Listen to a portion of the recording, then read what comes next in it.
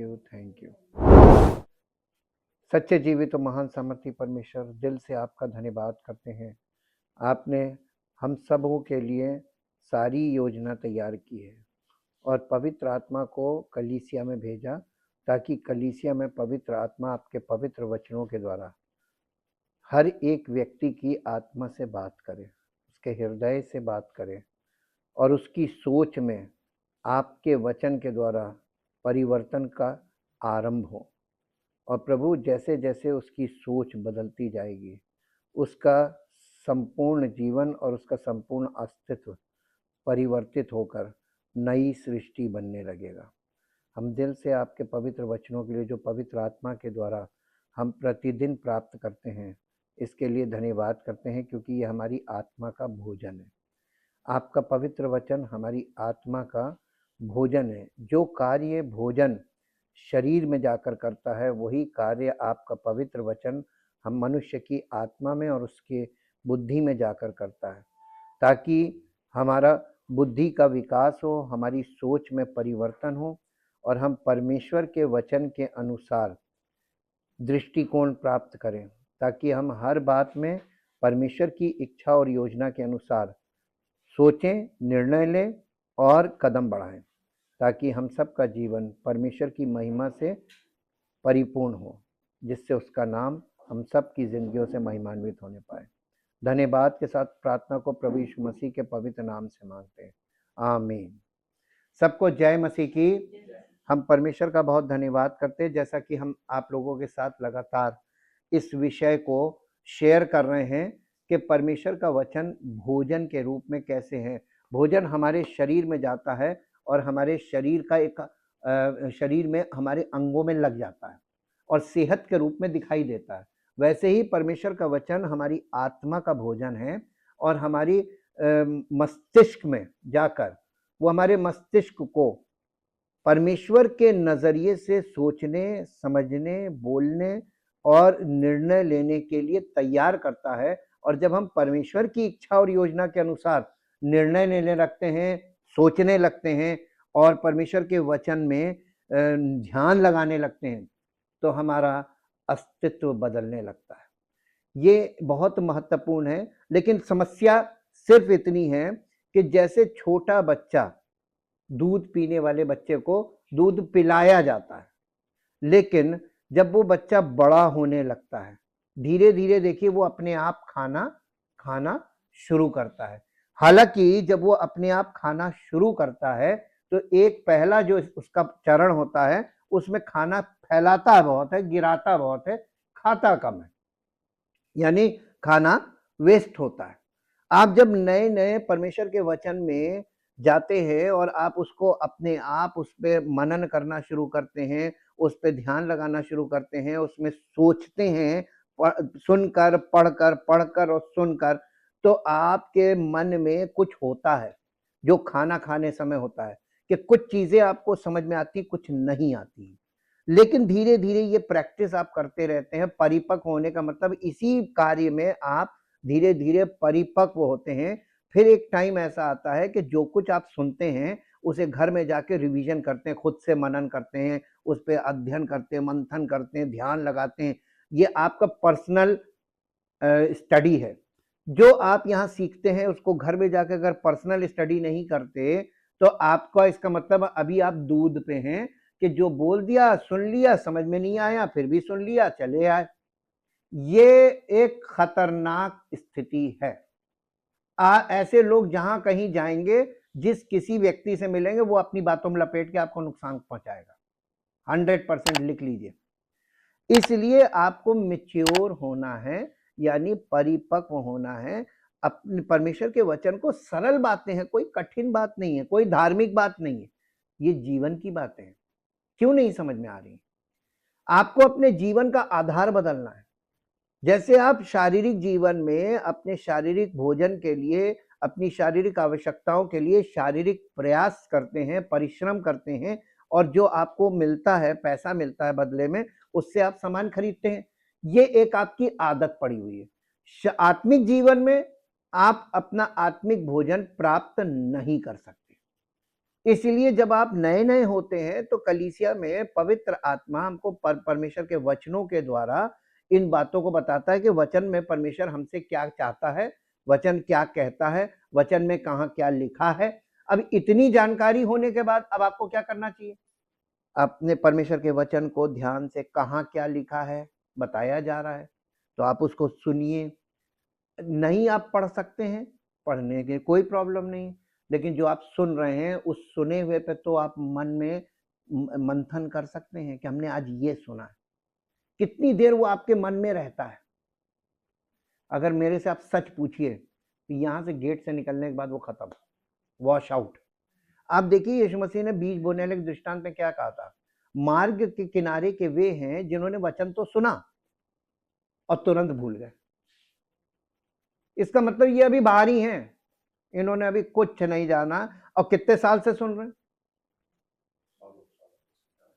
सबके अलग अलग होंगे, कोई 5 साल से, कोई 10 साल से, कोई 15 साल से, कोई 12 साल से, लेकिन मार्ग के किनारे खड़े अभी बाहर।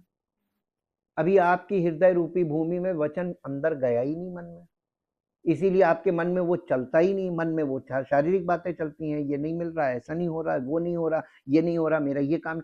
आप जब तक अपने शारीरिक बातों के लिए चिंतित रहेंगे आप परेशान रहेंगे और कोई परमेश्वर की ओर से भूल जाइए। हम आपको सच बता रहे हैं, वचन यही दिखा रहा, वो कुछ नहीं देगा। लिख लीजिए कहीं पर आज की तारीख में। जब तक आप ढीठ बने रहेंगे, जब तक आप जिद्दी बने रहेंगे, परमेश्वर अपने, हमने आपको बताया ना, टेढ़े के साथ वो क्या बनता है? तिरछा बन जाता है। कहता तुम इधर तो हम इधर। याकूब की पत्री इब्रानियों के बाद है। याकूब की पत्री और उसका पहला अध्याय और उसके 6 पद में लिखा हुआ है, पर विश्वास से मांगे और कुछ संदेह ना करे, क्योंकि संदेह करने वाला समुद्र की लहर के समान है जो हवा से बहती और उछलती है। देखिए, हवा से बहना और उछलना। संदेश सुना, विश्वास से भर गए, और संदेश खत्म, विश्वास लहर से एकदम, जैसे नहीं, हवा आई उठाया लहर को और हवा गई लहर नीचे। ऐसी है ना? देखिए ये बाइबल में कैसे दिखाया जा रहा है कि ये कैसे लोग हैं। ऐसा मनुष्य ये ना समझे कि मुझे प्रभु से कुछ मिलेगा। साफ लिखा है, कभी ना समझिएगा कि आपको कुछ देगा, वो नहीं देगा। वो व्यक्ति दुचित्ता है और अपनी सारी बातों में चंचल है। आप अपनी विचारों में चंचल हैं, जिधर जाते हैं उधर के ही हो जाते हैं। अरे वहां हम गए थे, वहां यह था, वहां वो था, वचन भूल गए। सालों से आपने वचन सुना, विश्वास, एक रत्ती विश्वास नहीं था। जिस जगह गए वहां की बड़ाई करने लगे, जिससे मिल लिए उसकी बड़ाई करने लगे, जहां गए वहां की बड़ाई, वहां की बातें करने लगे। ऐसे लोग देखे आपने? शादी में गए, लौट के आए, 4-5 दिन शादी उनके अंदर से निकलती रहती है। वहां ये था, वहां ऐसा था, वहां वैसा था, वहां ये चीज थी, वहां वो चीज थी। ये क्या है? ये माहौल आपके अंदर भर जाता है। आप संसार में रहते हैं, मैक्सिमम टाइम सांसारिक बातों से भरे रहते हैं, सांसारिक लोगों के बीच में सांसारिक बातें करते रहते हैं। जब आप परमेश्वर की उपस्थिति में आते हैं, आप रोज का ले लीजिए, आप आके क्या बातें करते हैं? आप संसार से निकल कर आ रहे हैं, संसार की हवा आपके अंदर भरी हुई, वही संसार की बातें कर रहे हैं। आपस में कभी वचन पे बात की? कल वाली बात हमको बड़ी अच्छी लगी, कल वचन में ये बताया हमको, कभी बोला? ये मार्ग के किनारे वालों की बात बता रहे हैं कि वचन तो सुनते हैं लेकिन वचन पे कभी चर्चा नहीं करते, उनके मन में ठहरता ही नहीं, इधर से ये निकला। अब आप बताइए, परमेश्वर आपको कुछ देगा?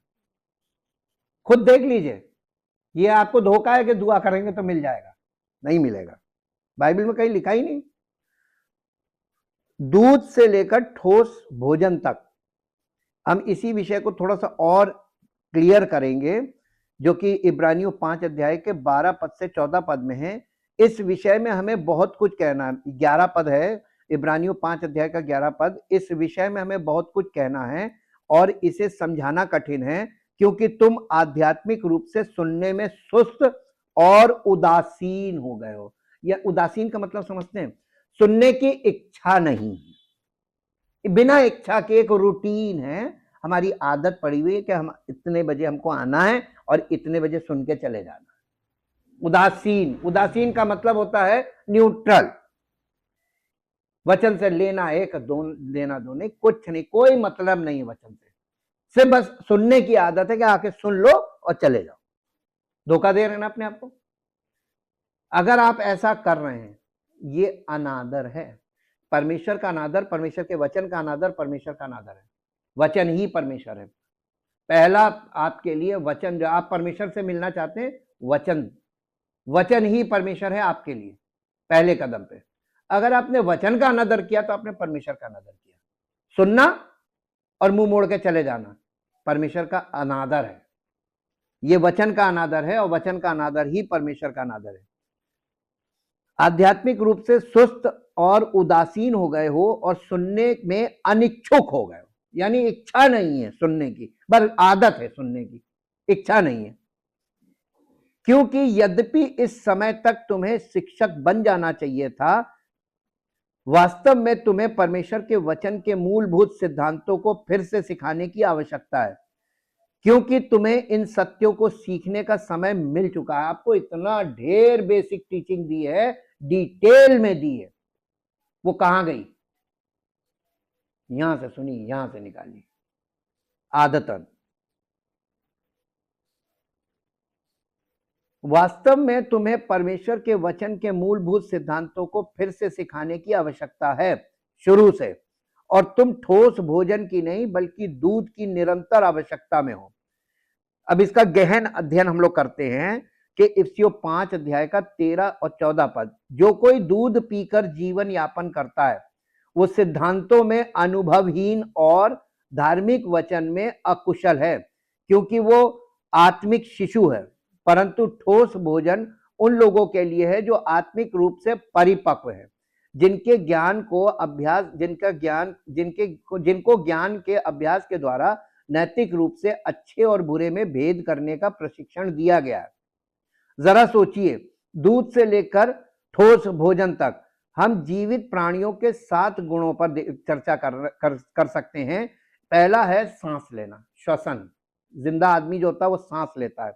फिर उसको चाहिए पोषण, भोजन के द्वारा उसको मिलता है। उत्सर्जन, जब आप भोजन करते हैं मल मूत्र त्यागते हैं, उत्सर्जन निकलता है, निकलना भी चाहिए। संवेदनशील, अगर आप खाना खाएं और आपको यानी आप टॉयलेट वगैरह ना जाएं तो आपके खाना और पानी जा कहां रहा है? कहीं अंदर तो कहीं नहीं रुक रहा है, निकलना तो चाहिए ना कुछ। खाने के बाद अवशेष बाहर आना चाहिए ना, कहां आ रहा है? आत्मिक रूप से देखिए, शारीरिक रूप से हो रहा है, आत्मिक रूप से आप वचन सुन रहे हैं, आपके अंदर से निकल क्या रहा है? कुछ भी तो नहीं निकल रहा है। तो इसका मतलब वो अंदर जा ही नहीं रहा है, वो इधर से इधर, इधर से इधर। एक गंदी आदत है ये, उदासीन सुनने वाले, यानी इच्छा के बगैर सुनने वाले। यह है, इसीलिए पोषण नहीं हो रहा आपका, आपका आत्मिक उन्नति नहीं हो रही है। संवेदनशीलता, सेंसिटिविटी आनी चाहिए कि हम परमेश्वर के भवन में जा रहे हैं, परमेश्वर के लोगों के साथ मिलें, तो परमेश्वर के वचन से जो कल सुना था उससे संबंधित वचन की चर्चा करें, ताकि उसकी उपस्थिति हमारे जीवन में उसका अनुभव हो। नहीं, ये डिसिप्लिन नहीं है। उसके बाद आता है गति, यानी परमेश्वर के तरीके, वेज, परमेश्वर कैसे काम करता है। फिर आती वृद्धि और फिर आता प्रजनन। प्रजनन, एक छोटा बच्चा भोजन करता है और शरीर में सब बातों में वो तरक्की करता है। देखिए, जब शारीरिक रूप से बच्चा बढ़ता है तो वो बौद्धिक रूप से भी बढ़ता है, बुद्धि और ज्ञान में भी बढ़ता है ना। पढ़ने के लायक होता है, पढ़ाई शुरू करा देते, पढ़ाई में उसका बड़ा ध्यान लगे, सब कुछ। हम लोग कितनी मेहनत करते हैं बच्चों की पढ़ाई के लिए, लेकिन एक टाइम ऐसा आता है जब वो पढ़ लिख कर जो पढ़ाई उसने की है, उस पढ़ाई के द्वारा जो उसको बुद्धि और समझ मिली है, जो जो शिक्षा मिली है, शिक्षा ने उसको योग्यता दी कि अब वो काम करे। और जब वो काम करने लगता है तो फिर उसके विवाह की बात आती है, ताकि प्रजनन हो, हम लोग दादा दादी बन जाएं, है ना। आत्मिक जीवन में परमेश्वर क्या चाहता है? परमेश्वर आपके जीवन से पता नहीं कितने लोग आपके द्वारा परमेश्वर को जानेंगे। हम तो अभी खुद ही नहीं जानते, हम खुद जीरो पे बैठे हैं। हमारी जिंदगी देखकर दूसरे लोग ठोकर खा जाते हैं। परमेश्वर की निंदा होती है कि नहीं होती? तो परमेश्वर आपको क्या कुछ मांगोगे दे देगा? सजा देगा और आपको ऐसा फंसा देगा कि निकल के दिखाओ, क्योंकि तुम मेरे साथ खेल रहे हो, अब तुम लो इसका नतीजा भुगतो। यही बात पुराने नियम में इजराइलियों को परमेश्वर ने कैसे कैसे फंसाया, क्यों फंसाया, सारी शिक्षा वहां पर रखी हुई है, ताकि कलीसिया के लोग वहां जाके देख ले कि परमेश्वर के संतान होना काफी नहीं है, परमेश्वर के पुत्र और पुत्री यानी परिपक्व होकर वयस्क हो जाना आत्मिक रूप से, और फिर परमेश्वर का आपके जीवन से प्रसन्न हो, आपका जीवन परमेश्वर की महिमा का कारण हो, तब परमेश्वर आपकी जिंदगी में किसी भी घटी को आने नहीं देगा। गारंटी वहां पे है। बच्चों की कोई गारंटी नहीं लेता है, आगे चल के बिगड़ गया तो बच्चे तो बिगड़ जाते हैं। तो बिगड़े हुए बच्चे जो कलीसिया में आ रहे हैं, कहां इनको तुरंत मिल जाएगा कुछ? इसीलिए सब बैठे हुए हैं अपने अपने, और फिर भी नहीं सोच रहे हैं कि हमारा समय बर्बाद हो रहा है और हम परमेश्वर के क्रोध को कमा रहे हैं, हम सुधर जाएं, मान जाएं। नहीं,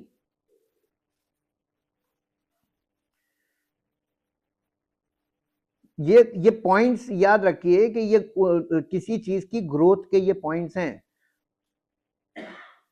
पर पोषण मुख्य रूप से परमेश्वर का वचन और मनन करने का समय। जब आप रात में या शाम को भोजन वोजन करने के बाद या रात में बिस्तर पे जाते हैं, तो आप परमेश्वर के वचन को जो आपने सुना उस पर मनन कीजिए। आज आपने क्या सुना और उससे आपको क्या चीज प्राप्त हुई, और उस पर केंद्रित हो जाइए।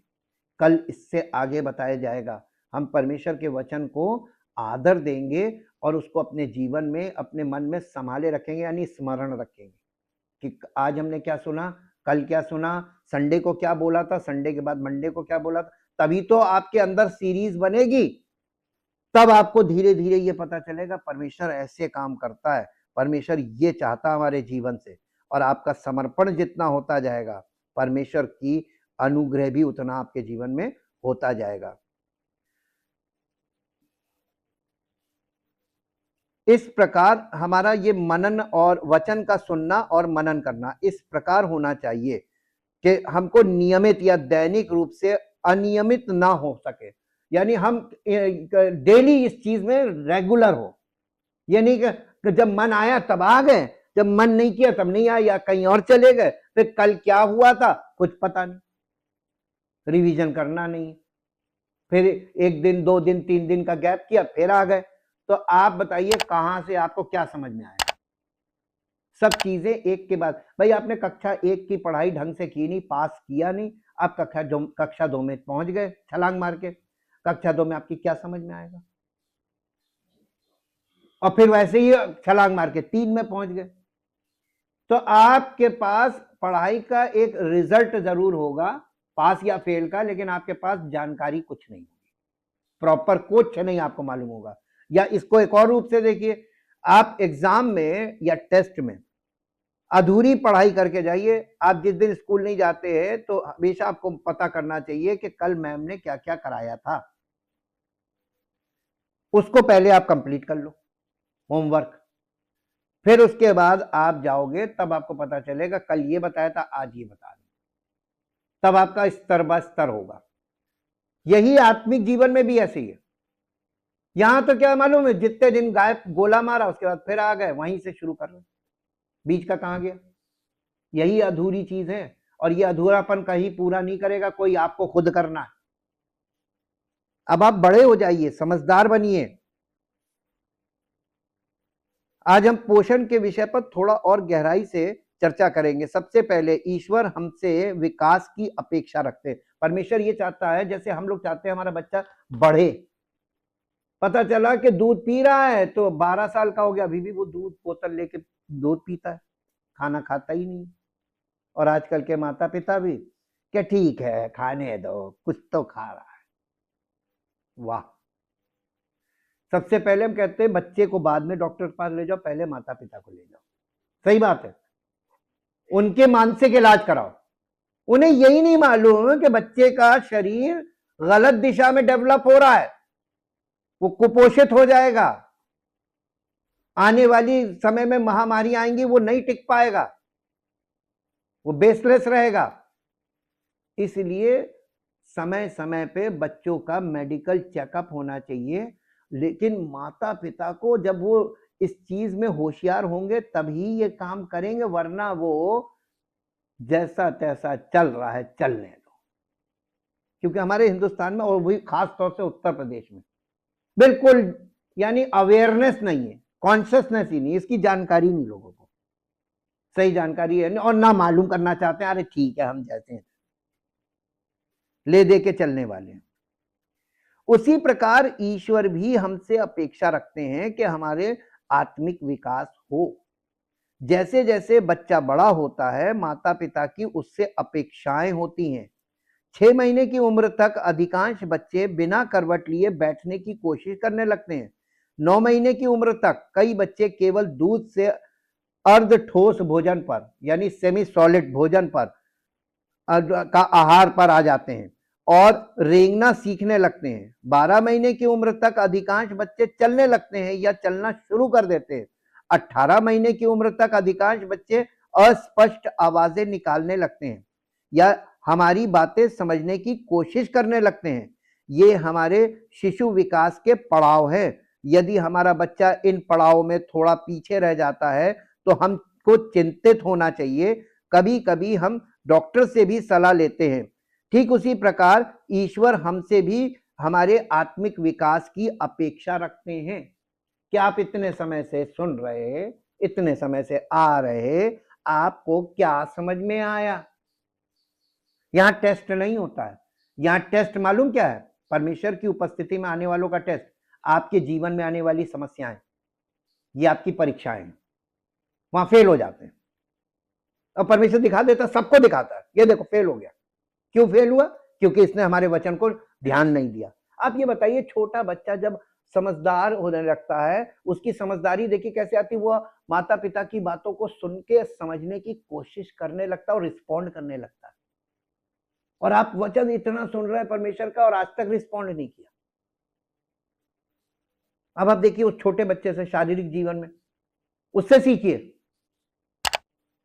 कि वो सुनकर समझने की और समझकर बताने की कोशिश कर रहा कि ये आप लोगों ने कहा ऐसा, तो जो आप बोलेंगे वही बच्चा बोलेगा। वो इसलिए बोल रहा है क्योंकि आपको बोलते सुना, कॉपी करता है। तो आप परमेश्वर के वचन को सुनकर कॉपी आज तक नहीं कर पाए। अपनी कमियों को पकड़ते जाइएगा और रात में लेटकर इस पर मनन कीजिएगा, क्यों ऐसा नहीं हुआ। दूसरा, मजबूत होने के लिए हमें दूध से ठोस भोजन की ओर बढ़ना होगा। दूध क्या है? माताएं अपने द्वारा खाए और पचाए गए भोजन से दूध बनाती हैं। दूध कैसे बनता है? मां भोजन करती है कि बच्चे को भोजन कराती है? मां भोजन करती है और फिर मां बच्चे को दूध पिला देती है। भोजन से ही तो आ रहा ना। अगर मां भोजन ना करे और दूध पिला के दिखा दे, तो शारीरिक जीवन में आप ये देख रहे हैं कि मां कितना कष्ट उठाती है कि अपने भोजन से जो बना प्रोडक्ट है दूध, वो अपने बच्चे को पिला देती है। उसके शरीर में क्या पोषण जाता होगा। इसीलिए माएं कमजोर होने लगती हैं। आत्मिक तरीके से अगर आप देखें तो कलीसिया में परमेश्वर ने सेवक को रखा है और पवित्र आत्मा हमको आत्मिक भोजन सेवक के द्वारा पहुंचा देता है। तो कलीसिया जो है वो एक माँ का काम करती, पालन पोषण, आत्मिक पालन पोषण, यही है मेन कलीसिया का उद्देश्य। और सेवक जो है वो आपको फीडर है, वो आपको भोजन करा रहा है, आप उस भोजन का दुरुपयोग कर रहे हैं। आपको ये नहीं मालूम है कि परमेश्वर उसके द्वारा आप तक पहुंचा रहा है। जिस दिन परमेश्वर आपसे नाराज हो गया या जिस दिन उसका समय पूरा हो गया तो आपको मिलना बंद हो जाएगा। फिर क्या करोगे? आपका समय पूरा और आप कहीं के नहीं रहे तो आप कहां जाओगे? लास्ट में बचाएगा कौन? तो अनंत विनाश से बचाने के लिए परमेश्वर कितने प्रयास से आप तक पहुंचा रहा है, लेकिन आप लोग इसका निरादर कर रहे हैं। वो माताएं कैसे दूध देती? दूध संसाधित परिवर्तित भोजन है। परमेश्वर की सेवकाई में जो सेवक होता है, माता पिता के प्रतिनिधित्व करते हैं, क्योंकि वे अपने हमें भोजन प्रदान करते हैं। हालांकि माँ का दूध कितना भी मीठा क्यों ना हो, एक बच्चे को किसी न किसी समय यानी सेमी सॉलिड जिसको बोलते हैं अर्ध ठोस और अंततः पूर्ण ठोस भोजन की ओर बढ़ना आवश्यक होता है।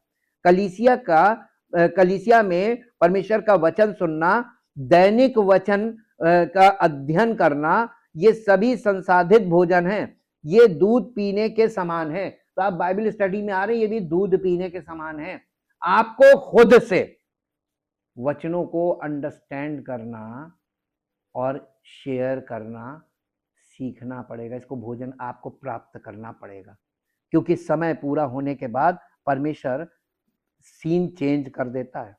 ये आपके हाथ में नहीं, ये मेरे हाथ में भी नहीं है। ठोस भोजन क्या है? ये वो भोजन है जिसे हम चबाते हैं, निगलते हैं, अवशोषित करते हैं और स्वयं संसाधित करते हैं। प्रवचन जो हम मैसेज वगैरह सुनते हैं या बाइबल अध्ययन कितना भी पौष्टिक क्यों ना हो, उससे मिलने वाले विकास की एक सीमा होती है।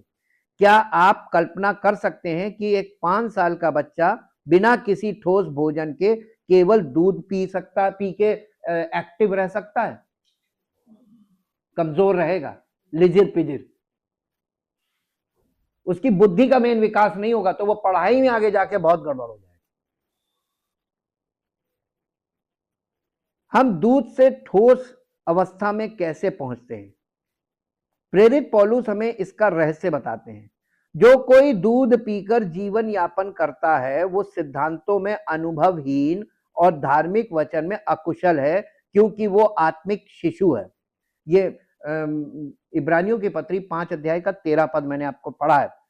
क्योंकि वो आत्मिक शिशु है। 14 पद कहता है, परंतु ठोस भोजन उन लोगों के लिए है जो आत्मिक रूप से परिपक्व हैं, जिन्हें ज्ञान का अभ्यास द्वारा नैतिक रूप से अच्छे और बुरे में भेद करने का प्रशिक्षण दिया गया है, जिनकी इंद्रियां अभ्यास से प्रशिक्षित हो चुकी हैं।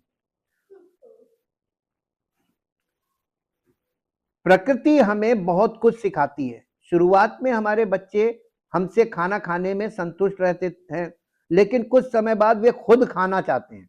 कभी कभी वे चम्मच उठा लेते हैं और आधा खाना बर्बाद कर देते हैं, लेकिन वे खुद ही खा रहे होते हैं। वो खुद खा रहे हैं, तो हो सकता है आधा खाना बर्बाद कर दे, लेकिन खुद खाने की आदत डालने दीजिए। ये सिखाने का एक तरीका होता है, तब वो धीरे धीरे उसकी हैबिट बनेगी। दूध से ठोस आहार की ओर बढ़ने के लिए हमें अपना अध्ययन यानी सेल्फ स्टडी और मनन चिंतन जीवन में इसकी जिम्मेदारी अपने जीवन में इसकी जिम्मेदारी लेनी होगी। आपको अध्ययन के लिए समय निकालना होगा और यह देखना होगा कि परमेश्वर के सेवक ने क्या उपदेश दिया था या उसने क्या बताया था। जब तक हम जिम्मेदारी नहीं लेते और अभ्यास नहीं करते, हम आध्यात्मिक रूप से बच्चे ही रहेंगे। आपको ये स्वयं करना होगा, विषयों का अध्ययन स्वयं करें। आप केवल प्रोसेस्ड दूध पर निर्भर नहीं रह सकते। और आपको यानी आत्मिक विकास में अगर आपका आत्मिक विकास नहीं हो रहा है, तो इसका मतलब आप कुछ गलतियां कर रहे हैं और कुछ त्रुटियां आपके जीवन में हैं, और आपका दिमाग कोई काम नहीं कर रहा है। आप परमेश्वर के वचन को चबा नहीं रहे, मनन नहीं कर रहे, इसका मतलब चबा नहीं रहे, जुगाली करना। तो जब तक आप ये सब नहीं करेंगे, तो आपको सत्य का जो प्रभाव है, वचन का जो प्रभाव है, वो आपकी आत्मा में, आत्मिक जीवन में नहीं होगा, जैसे भोजन का नहीं होगा। आप उल्टा सीधा खाना खाइए, देखिए आपकी सेहत क्या होगी। जरा सोचिए, एक 8 साल का बच्चा जिसे अपने भाई बहनों की देखभाल में माता पिता की मदद करनी चाहिए, आज भी डायपर पहनता हूं, माँ बाप उसी की देखभाल कर रहे हैं। जबकि आप देखेंगे, पहले टाइम में जाके देखिए, थोड़ा सा पीछे जाइए, तो बड़े भाई बहन छोटे भाई बहनों को माता पिता से ज्यादा वो केयर करते थे, पालन पोषण करते थे। क्यों करते थे? क्योंकि वो समझदार हो गए थे। अब वो माँ बाप को फ्री कर रहे हैं कि आप लोग बाकी काम कीजिए, हम लोग देख लेंगे। कलीसिया में यही परमेश्वर के कलीसिया में यही वाला सिस्टम चलना चाहिए। जो मेच्योर हो गए हैं वो इमेच्योर लोगों को डांटें, सिखाएं, समझाएं एक दूसरे के, तो आपस में इतना मेल ही नहीं है कि कोई कुछ बोल सके, बुरा मान जाते हैं।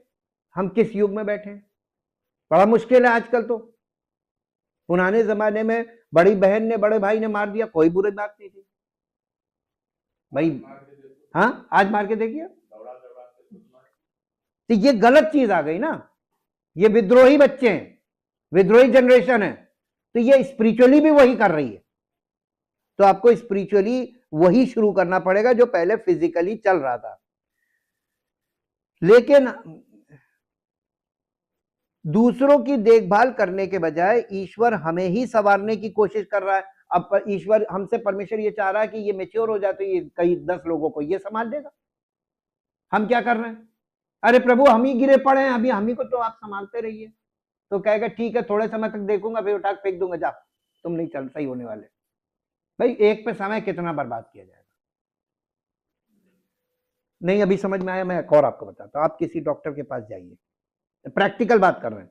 डॉक्टर आपको बार बार ट्रीटमेंट समझा रहा है, ये खाना है, ये नहीं खाना है, दवाई को ऐसे खाना है, और आप 15-20 दिन बाद जब वो फिर दोबारा जा रहे हैं, आप डॉक्टर साहब मेरे ये तकलीफ, मेरे वो तकलीफ, ढेरों शिकायतें। डॉक्टर साहब कहेगा आपने ट्रीटमेंट में क्या कमी की, आपने ये किया। डॉक्टर साहब भूल जाते हैं दवाई खाना, हमारे पास दवाइयाँ बच गई हैं। हम बहुत व्यवहारिक बात कर रहे हैं। तो डॉक्टर कहेगा मैंने तो लिमिट में लिखी थी, ये आपने खरीदी तो ये खत्म हो जानी चाहिए थी, बच कैसे गई। वो डॉक्टर साहब भूल जाते हैं, याद ही नहीं रहता है। और खाने पीने में डॉक्टर साहब क्या बताएं, वो कुछ भी खा लेते हैं, वो नहीं परहेज कर पा रहे हैं, अपनी कमजोरी बताते हैं। वहां पे डॉक्टर साहब समझ जाते हैं, तो कुछ समय तक डॉक्टर साहब डील करेंगे, फिर आपको रेफर कर देंगे, जाओ सरकारी अस्पताल चले जाओ, वहां ठीक है। लाइन में लगोगे, कष्ट झेलोगे, समय बर्बाद करोगे, और वहां से फायदा कुछ नहीं होगा, फिर लौट के आओगे। ये शिक्षा है। परेशानी में किसको भेजा जाता है, जिनको सिखाना हो कि जाओ वैल्यू सीख के आओ। नहीं सीखोगे तो नुकसान किसका, खुद का शरीर बर्बाद कर लोगे, रोग तुम पर हावी हो जाएगा। एक टाइम ऐसा आएगा डॉक्टर भी जवाब दे देगा, कर लो। यही चीज स्पिरिचुअली परमेश्वर के साथ लोग कर रहे हैं, उसको छका रहे हैं। और वो अनुग्रह करने वाला प्रेम में, इसलिए आज के जमाने में लोग भस्म नहीं हुए जा रहे हैं उसकी उपस्थिति में आके।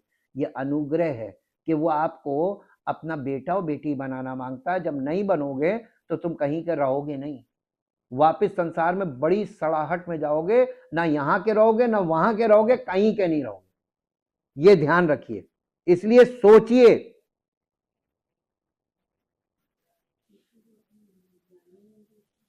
लेकिन हम अपनी अपेक्षित प्रगति को तेजी से हासिल कर सकते हैं। हमें बस इतना करना है कि आज से ही वचन और वचन के ऊपर मनन, जीवन की जिम्मेदारी लेना शुरू कर दें, मनन करना शुरू कर दें। सुना है उसको मनन करें, जुगाली करें, उस पर चिंता, यानी चिंतन का मतलब होता है मेडिटेशन। फोकस करें कि आज हमने ये सुना है, परमेश्वर हमसे ये कह रहा है, परमेश्वर हमसे नाराज हो रहा है इस बात के लिए, हम ढीठ टाइप के हैं। और ये बातें आपको बताने की जरूरत नहीं होनी चाहिए थी, क्योंकि इतना बेसिक्स आपके सामने रखा जा चुका है, लेकिन फिर भी कहना पड़ रहा है। परिपक्वता की ओर बढ़ते रहो, ये प्रेजेंट कंटिन्यूअस टेंस, यानी ये एक दिन में, एक साल में, एक महीने में, एक हफ्ते में नहीं होगा, ये जीवन पर्यंत आखिरी सांस तक चलने वाला काम है। पौलुस कहता है इब्रानियों की पत्री 5 अध्याय के 11 पद में, इस विषय में हमें बहुत कुछ कहना है।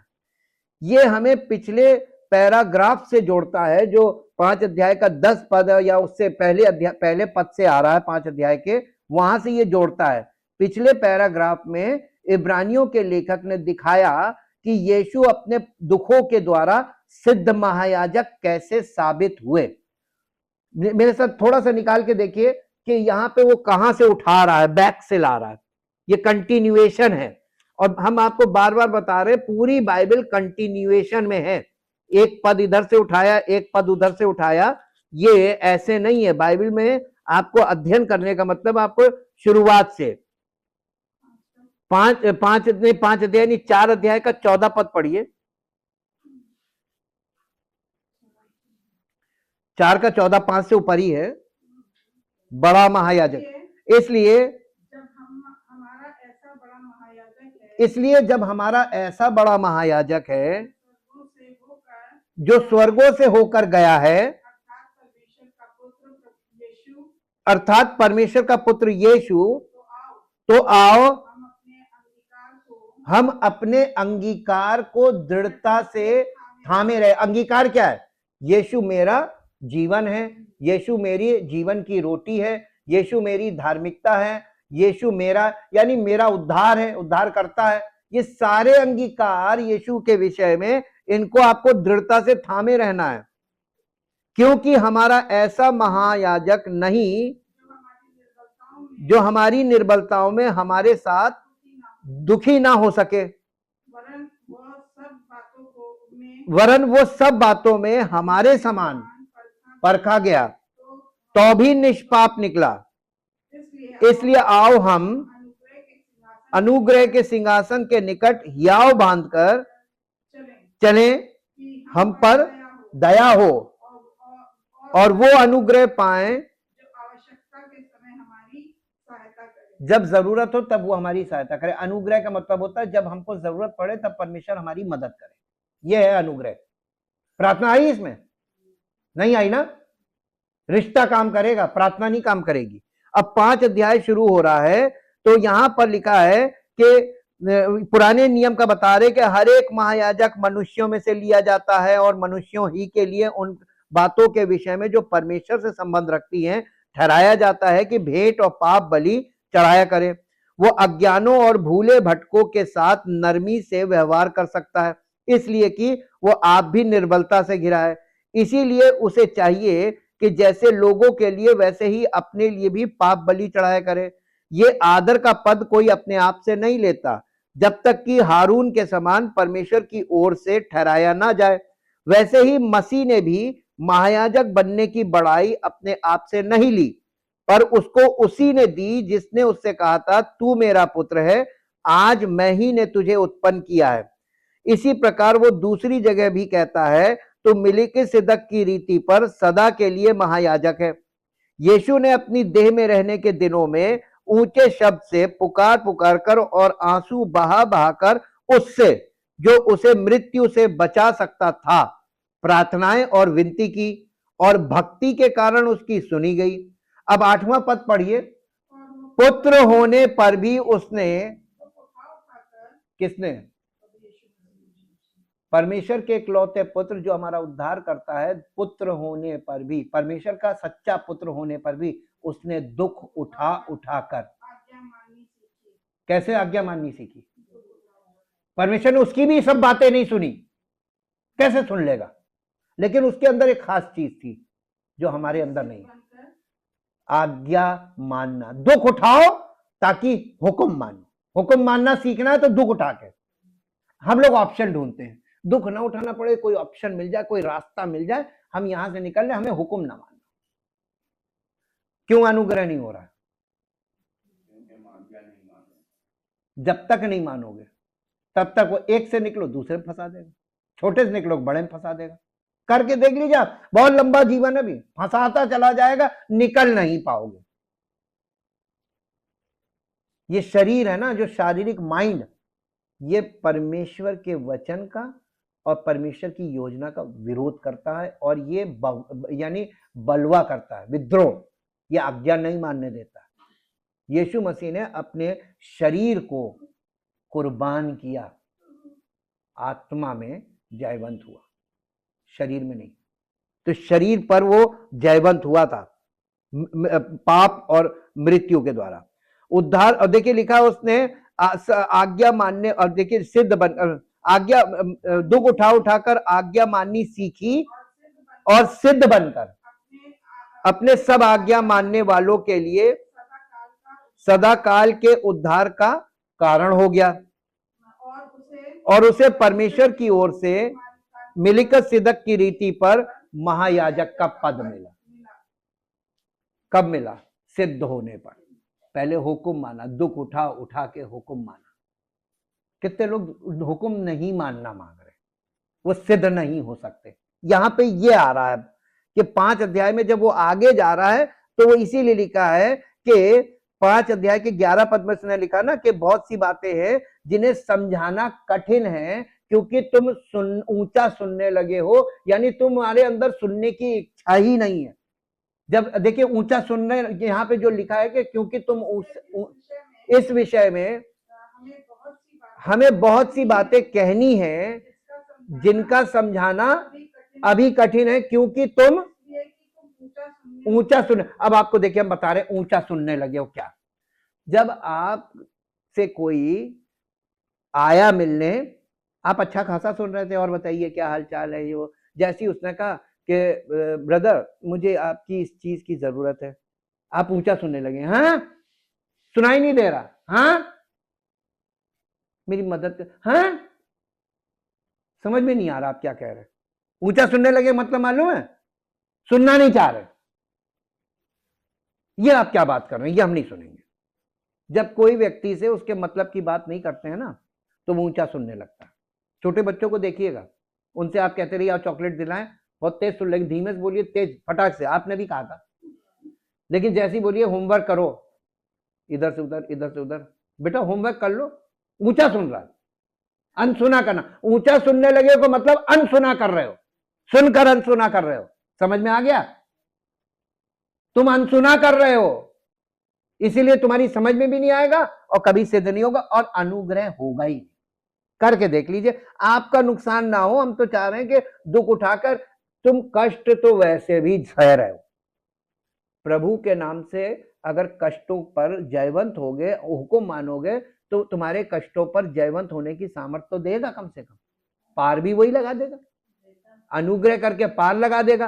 हुक्म नहीं मानोगे तो तुम जुगाड़ करके देखो कितनी दूर तक जाते हो। करके देख लीजिए, खुली छूट है, उसने सबको उनके मन पे छोड़ दिया। 9 नियम में यही दिखाया, कर लो जो मन में आए, फंस जाओगे तुम ही, करते रहो। उन्होंने यहां पे इब्रानियों के लेखक ने यह दिखाया कि यीशु अपने दुखों के द्वारा सिद्ध महायाजक कैसे साबित हुए।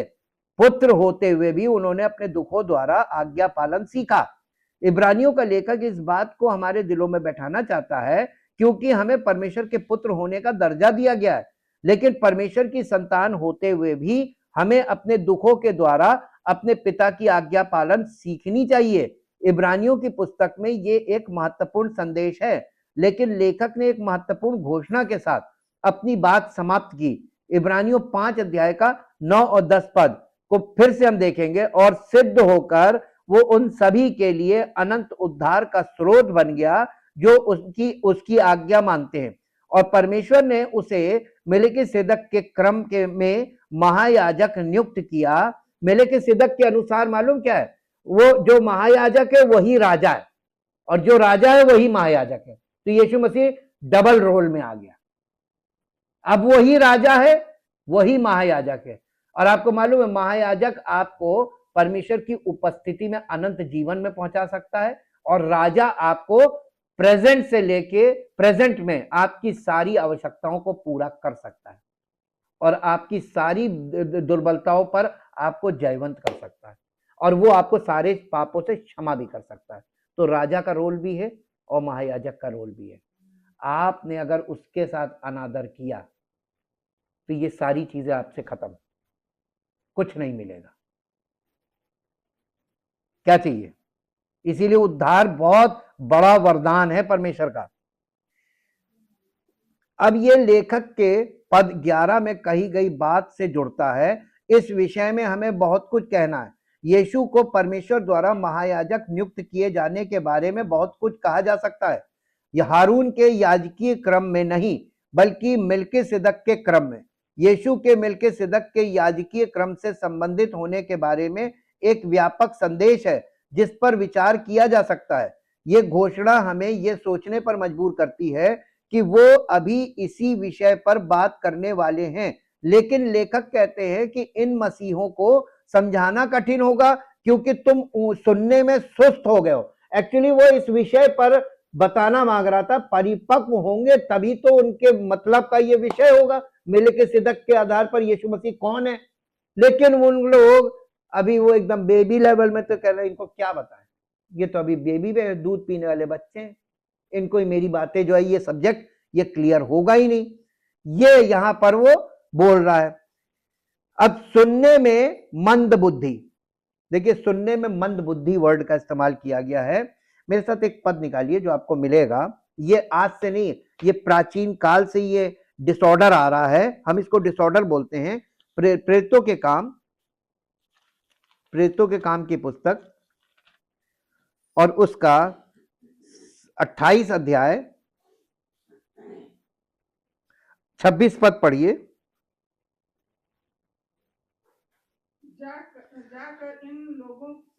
जाकर इन लोगों से कह कि सुनते तो रहोगे परंतु ना समझोगे। तुम सुनते तो रहोगे परंतु ना समझोगे, और देखते तो रहोगे परंतु तुम्हारी कुछ समझ में आएगा नहीं। आज लोग कैसे हैं, ये क्यों है? आगे 27 पद, क्योंकि इन लोगों का मन मोटा और उनके कान भारी हो गए, और उन्होंने अपनी आंखें बंद कर ली हैं, ऐसा ना हो कि वे कभी आंखों से देखें और कानों से सुने, मन से समझें और फिरें और मैं उन्हें।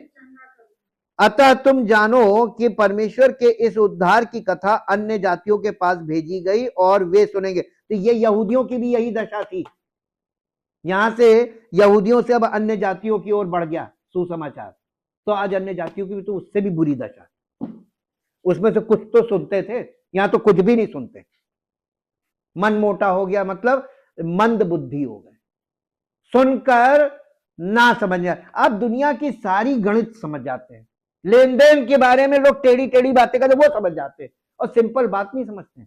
हमें बड़ा ताजुब लगता है, क्या चीज ऐसी है जो नहीं समझ में आ रही, और छोटे बच्चों को आ रही समझ में, क्योंकि आपकी इच्छा नहीं है, आपकी वचन से कोई ज्यादा वो नहीं है, आपका ये इच्छा नहीं होती कि वचन में ज्यादा मन लगाओ, मुद्दे की बात कर लो। कई अनुवादों में इस यूनानी शब्द का यूनानी वाक्यांश के भाव को व्यक्त करने का प्रयास किया गया। कुछ अनुवाद इस प्रकार है, समझने में आलसी, ये जो सुनने में, तुम सुनने में ऊंचा सुनने लगे हो या सुनने में आलसी हो गए हो, सुनने में मंद बुद्धि हो गए हो, इसको अलग अलग वर्जन में अगर हम ग्रीक में देखते हैं तो किसी में लिखा समझने में आलसी, अब तुम समझने की कोशिश नहीं करते, खुद ही नहीं, हम ढीले पड़े, अब प्रभु करेंगे जो करेंगे, हम तो जब पढ़े हैं बस, जो जहां से मदद आएगी हम ले लेंगे, हम तो खुला दरबार हैं, कोई भी आओ, मेरी दुर्दशा देखो, मुझ पर तरस खाओ, मदद करो। हाँ क्या ना, सन्नाटा क्यों हो गया? आध्यात्मिक रूप से सुस्त और सुनने में अनिच्छुक, समझने में सुस्त, सुनने में आलसी, समझने में सुस्त, ध्यान देने में आलसी, ये सारे इसके रेफरेंसेस हम बता रहे हैं अलग अलग वर्जन में। लेखक इन मसीहों पर आलसी श्रोता होने का आरोप लगा रहा है। आप इसलिए नहीं समझ पा रहे हैं क्योंकि आप ध्यान नहीं दे रहे हैं। मैं उन्हें एक किशोर की तरह समझता हूं जो अक्सर ध्यान से नहीं सुनता। वे कुछ बातें समझ तो लेते हैं लेकिन पूरी बात ध्यान से नहीं सुनते। वे परमेश्वर के वचन सुन तो रहे हैं लेकिन उनके मन में और हृदय में नहीं उतर रहे। वे आलसी श्रोता है। आप अपनी बुद्धि का, यानी आपको जो जुगाली करनी है, मनन करना है, उसमें मंथन कर, वो नहीं कर रहे। नहीं आए समझ में, नहीं आए छोड़ो, पूछेंगे नहीं, डांट पड़ेगी। मैं आपको सच बता रहा हूं, और इस आपकी इस बात ने, इस चीज ने आपको शून्य में खड़ा कर रखा है और परमेश्वर का क्रोध आ रहा है। ये उन लोगों पे है जो रेगुलर कलीसिया में हैं। उन्हें कैसे पता चला कि वे आलसी श्रोता है? उन्हें ये उनके जीवन में फल की कमी से पता चला। पद 12 में वे उनसे कहते हैं कि प्रभु के साथ अपने जीवन के इस पड़ाव पर उन्हें शिक्षक होना चाहिए। हर किसी को उस स्तर तक बढ़ना चाहिए जहां वे परमेश्वर की बातें सिखा सकें। इसका अर्थ ये नहीं है कि आप बाइबल के टीचर बन जाओ कलीसिया में, नहीं, लेकिन कम से कम जितना आपकी समझ में आया उतना तो अपने से नीचे नए आने वाले को तो आप बता सको, इतना तो आए। नहीं, हम अभी वो जो नया आया ना उससे भी नीचे हैं। कई बार नया आया आदमी हमको डांट देगा, क्या हालत है, आपसे कमतर वाला आपको डांटता है तो ये एक प्रश्न चिन्ह खड़ा करता है कि परमेश्वर आपको ये दिखा रहा है, ऐसा क्यों होने दिया परमेश्वर ने, ताकि तुम सोचो कि यार मैं उससे भी नीचे हूं। बौद्धिक स्तर मेरा 0 है क्या? एक छोटे बच्चे से भी नीचे है कि छोटे बच्चे चला रहे हैं आपको। बच्चों ने कह दिया ये करो, हाँ ठीक, बच्चे ने कह दिया, दूसरे ने कह दिया ये कर दो, एक छोटा बच्चा आपको ले जाता उंगली पकड़ के, ये कराओ, ये दिला दो, और बड़े मजे चले जा रहे, चल बेटा दिला रहे।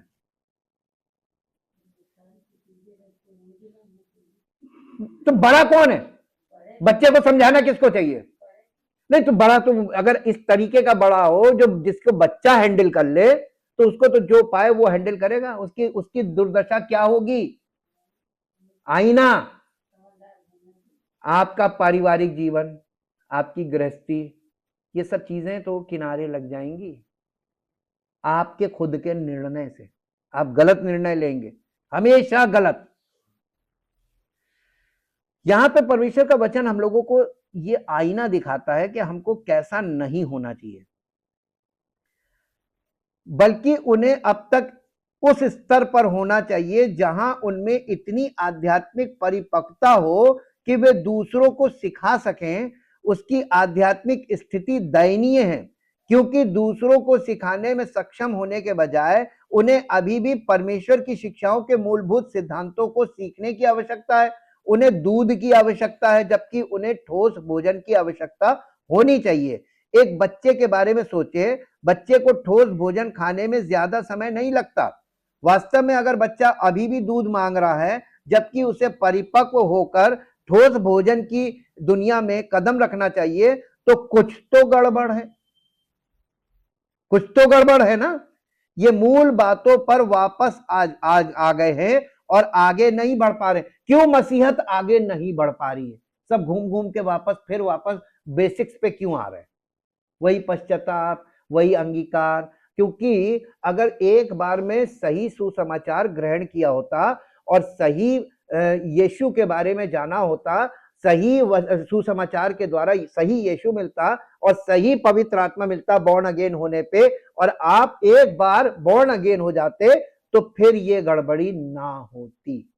इसका मतलब कलीसियाओं ने अपने तरीके से लोगों को अलग अलग तरीके के ढेरों सुसमाचार पता नहीं कौन सा सुना दिया, उन्हें आकर्षित कर लिया कि यीशु मसीह के पास आओ, वो तुम्हारे लिए ये कर देगा। ये प्रलोभन है।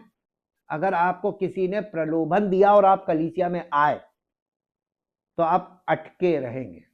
कब तक? जब तक आप बॉर्न अगेन नहीं होंगे, आगे नहीं जा सकते। तब आप देखिए कि आप किस चक्कर में आए थे।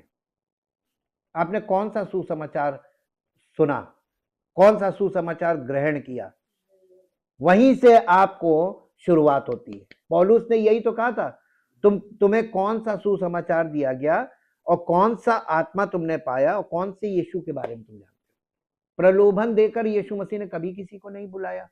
एक जगह दिखा दीजिए यीशु मसीह ने कहा मेरे पास आओ, मैं कर दूंगा। यीशु मसीह ने कभी नहीं बोला, परमेश्वर का पुत्र होने के बाद भी, उद्धारकर्ता होने के बाद भी।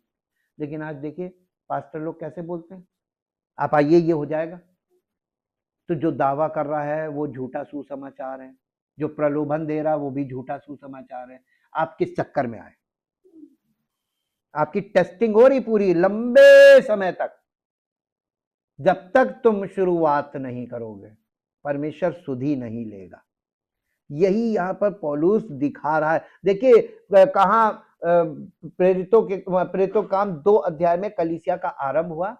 ये यहूदी वो लोग आए, इजरायली लोग आए पहले, उसके बाद 9 अध्याय के बाद पौलुस की एंट्री हुई और प्रेरितों के काम के बीच में ही अन्य जातियों में काम शुरू हुआ।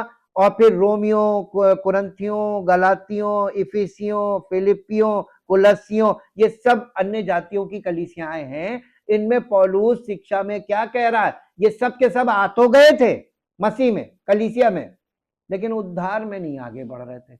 तो पौलुस इनके उन्हीं विषयों पर पत्रियां लिख रहा था और उनकी वो कमियों पर को उजागर कर रहा था, जो झूठे सुसमाचार के द्वारा आ तो गए लेकिन मसीह को नहीं जानते थे, ये अपने स्वार्थ में आए थे। ये बात और भी स्पष्ट होती है कि ये मसीहत के वचन के में अकुशल हैं, मसीह की बातों में, उसके वचन में अकुशल है।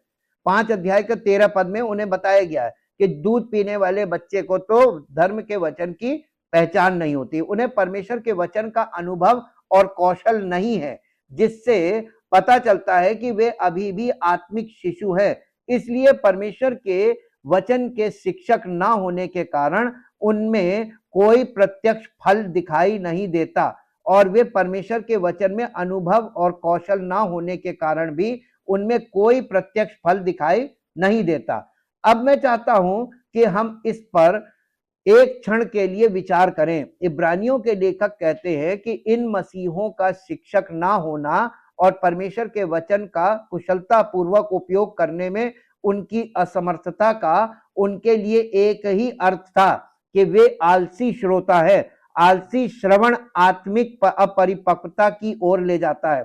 यही वो बात थी जो पौलुस ने कुरिन्थियों से कही थी कि उनकी अपरिपक्वता उनके व्यवहार में दिखाई देती थी, ईर्ष्या, कलह और सामान्य मनुष्यों की तरह व्यवहार करना।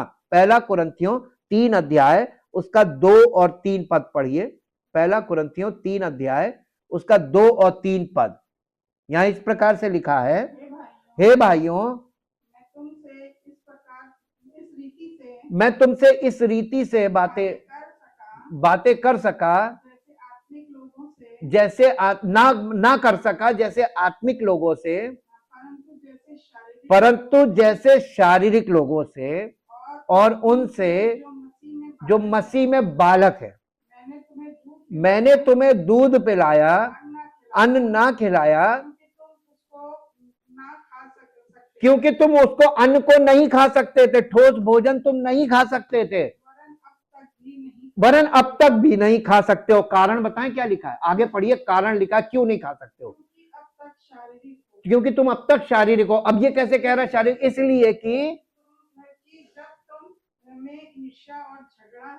इसलिए कि तुम में ईर्ष्या और झगड़ा है, आपस में है ईर्ष्या और झगड़े। तो क्या तुम शारीरिक नहीं और मनुष्य की रीति पर नहीं चलते। इसलिए कि जब एक कहता है, अब देखिए वो कलीसिया में लाया दलबंदी, एक कहता है कि मैं तो पौलुस का हूं और दूसरा कहता मैं अपोलोस का हूं। देखिए पौलुस और अपोलोस कौन है, पौलुस है सीनियर पास्टर, अपोलोस है एसोसिएट पास्टर, उसका सहयोगी। अब कोई आधे कलीसिया के लोग कह रहे हम तो पौलुस को मानते, दूसरा कह रहा नहीं हम अपोलोस को मानते। तो ये क्या चीज है, तो क्या तुम मनुष्य नहीं, नहीं बस देखिए यहां पर जब लोग सेवकों को लेकर, हम तो उनके यहां जाते हैं, हम उनके यहां जाते हैं, हम उनके, समझ जाइए सब शारीरिक हैं। किसके यहां जाते हो तुम, जिसके यहां भी जाते हो, तुम में ईर्ष्या, डाह, जलन, झगड़े सब है, शारीरिक हो तो कहीं भी जाते हो, तुम हो तो जीरो पे, फायदा क्या।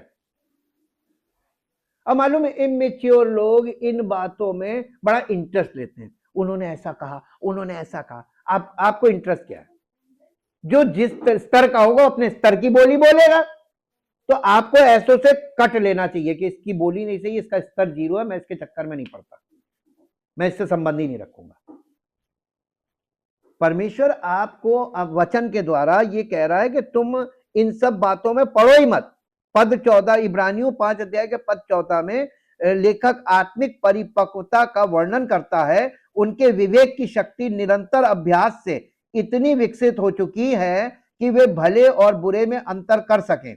परमेश्वर का वचन ही हमें विवेक की शक्ति देता है। विवेक कहते हैं समझने की शक्ति, विवेक की शक्ति देता है, जिससे हमारी इंद्रियां प्रशिक्षित होती हैं और हमें आत्मिक अंतर्दृष्टि और बुद्धि प्राप्त होती है। मेरा मानना है कि यही कारण है कि इब्रानियों का लेखक बाद में इन मसीहों से कहेगा कि वे अपने सेवक, जिन सेवकों के अंतर्गत है, वो अपने अगुओं के विश्वास का अनुकरण करें, जैसे कि इब्रानियों 13 अध्याय के 7 पद में लिखा है, और उनकी आज्ञा का पालन करें और उनके अधीन रहें। 13 अध्याय का 17 पद इब्रानियों। उन्हें निरंतर अभ्यास से अपने विवेक की शक्ति को विकसित करना है। उन्हें वो आत्मिक परिपक्वता प्राप्त करनी है जिसे झुंड को सुनना और अनुसरण करना है। इन मसीहों में उस आत्मिक विवेक की कमी थी और इसलिए यीशु के बारे में बोलना उनके लिए समझना कठिन होगा। यीशु मसीह के विषय में आप बोलते रहेंगे, उनके लिए समझना ही कठिन रहेगा। वह इमेच्योर के इमेच्योर रहेंगे। पता नहीं क्या कह रहे थे, मेरी समझ में तो कुछ नहीं आया, हम तो सुनने आए थे। Thank you, thank you, thank you Jesus. जीवित महान समर्थी परमेश्वर, हम आपके सामने आते हैं और आपको धन्यवाद के साथ ये कहना चाहते हैं, आपके उस महान प्रेम और उस अनुग्रह के लिए प्रभु, जो आपने अपने पुत्र के बलिदान के द्वारा सब पापियों के लिए प्रकट किया, ताकि पाप से छूटकर वो परमेश्वर आपके बेटे और बेटी बने और आपकी महिमा से भरा जीवन व्यतीत करें। हम प्रभु आपसे विनती करते हैं और धन्यवाद के साथ विनती करते हैं कि जितने लोग यहाँ पर उपस्थित हैं और आपके वचन को सुन रहे हैं, इनके अलावा जितने लोग प्रभु YouTube के द्वारा इन वचनों को सुने, इन सब लोगों के जीवन में इनको प्रभु पवित्र आत्मा इस बात के लिए कायल करे कि ये अपने आप को वचन के आधार पर अपने भीतरी मनुष्यत्व को, अपनी सोच को, अपने सब बातों को जांचे और ये देखें कि ये किस स्तर पे हैं और परमेश्वर इनसे क्या एक्सपेक्ट कर रहा है, ताकि प्रभु सच्चे पश्चाताप और सच्चे अंगीकार के द्वारा अपना समर्पण करे और ऐसे समर्पित हों कि आपके वचन को अपने जीवन में लागू करे प्रतिदिन के हिसाब से, ताकि आपकी अद्भुत सामर्थ के द्वारा एक ऐसा अद्भुत छुटकारा इनको मिले और इनकी जिंदगी में जो गिरावट हो रही है उससे प्रभु इनका उत्थान हो और आपकी महिमा इनके जीवन से प्रकट हो। सारी महिमा आपको मिले, प्रभु यीशु मसीह के नाम से मांगते हैं, आमीन।